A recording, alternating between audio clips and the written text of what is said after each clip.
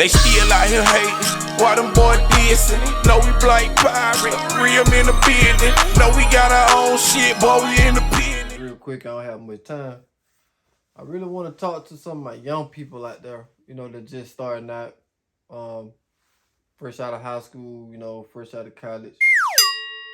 You really want to think smart about, you know, your finances, you know, because one thing about this credit thing, they don't really teach you this in school. Like, all this about credit, I learned on my own, right around my last year of college when I got out, and then to when I graduated, I started getting more into it. But I had went through 4 years of high school and 5 years of college and never learned anything about credit. Never had one course, one class on it. I even had people that had business degrees didn't learn anything about it, finance degrees. So, you know, that's already kind of weird in itself, you know, why they're not teaching us stuff like this. But as far as the kids coming out of school, you know, I know the first thing a lot of my classmates, what they did was a lot of them was getting married. Like, as soon as they got out of school, they was getting married. They was starting their careers, and then they was buying these huge houses, or they was buying their first home, getting them a car. So it's getting married, it was starting their career, it was getting married, it was wasn't so much having kids right away if they didn't already have them, but it definitely was getting married. It was buying a home, starting their career, buying a home, getting a car. Those were like the top 4 things they was doing. So it never did sit right with me, because I'm like, dang, we already jumping out of here with the student loan debt that was mad crazy.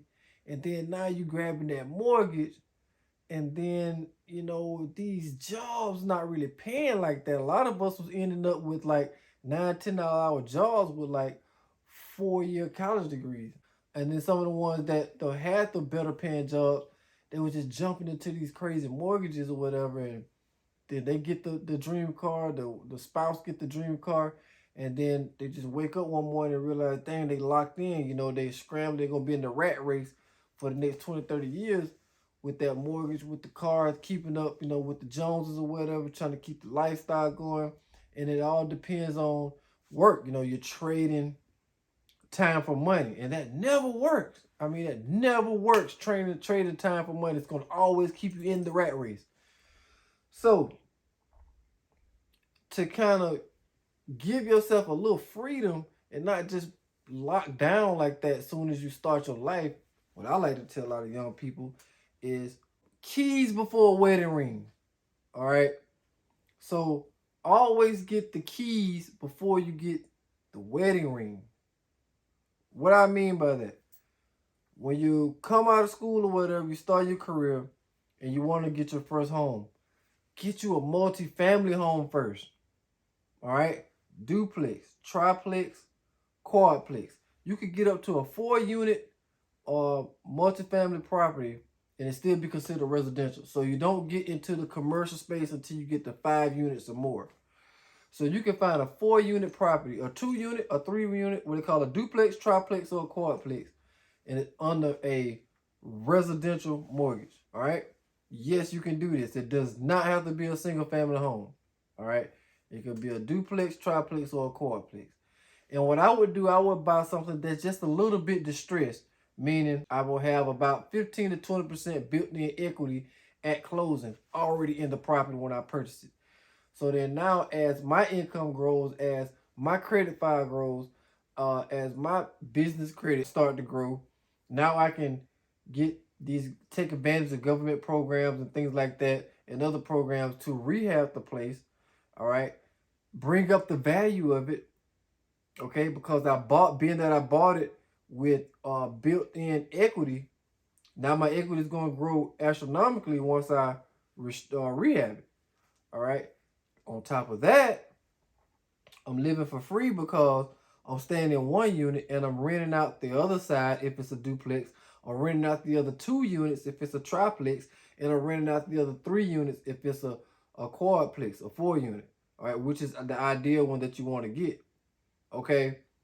And so now you're generating income.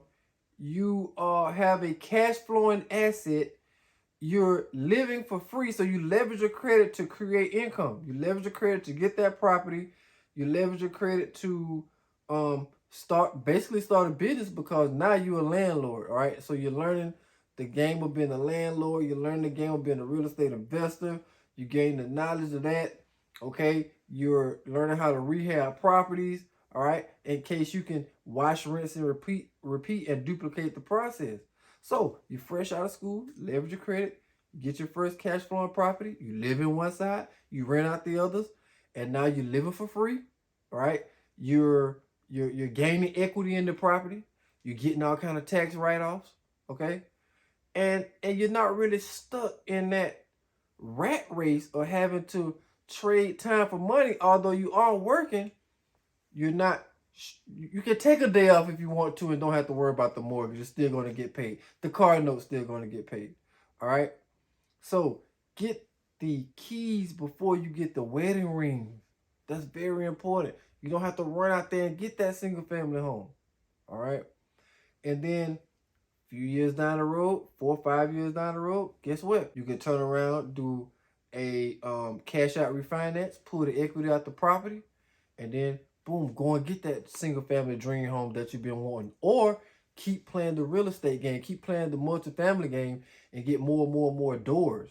All right. So now by the time you're 40, 45 years old, if you're starting in your early 20s, you may have, if you're doing 2 to 4 properties a year, you do the math. You got like 40 or 50 doors at this point. All right. So you can retire, you can walk away from the day job. Okay, you can walk away from that 9 to 5. All right, so just always be thinking about setting yourself up a position instead of running out trying to have that dream marriage and getting in debt behind that. Running out, get that dream single family home, getting in debt with that. You already got the student loan. You're in debt with that. Now you're in debt 3 times over, and you just started your life out. All right, so listen to the information, listen to the game that I'm giving you, because I'm really helping you. You know, I'm really saving.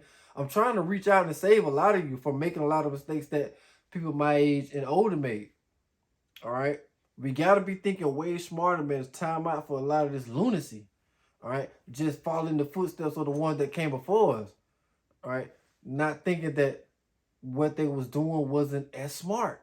They just didn't know. So look, let's be smarter about what we're doing, and let's think more and stop following the trends or the norms.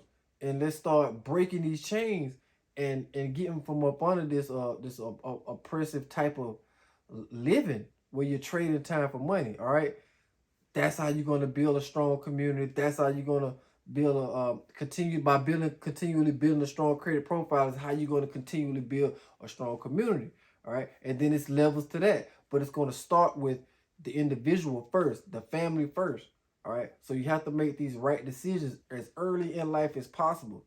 All right, so you're not going to be tied down and restricted to where you can't, grow and grow your wealth and that generational wealth. FICO Guy. They still out here hating. Why them boys dissing? No, we black pirate. Real in the building. No, we got our own shit, boy, we independent.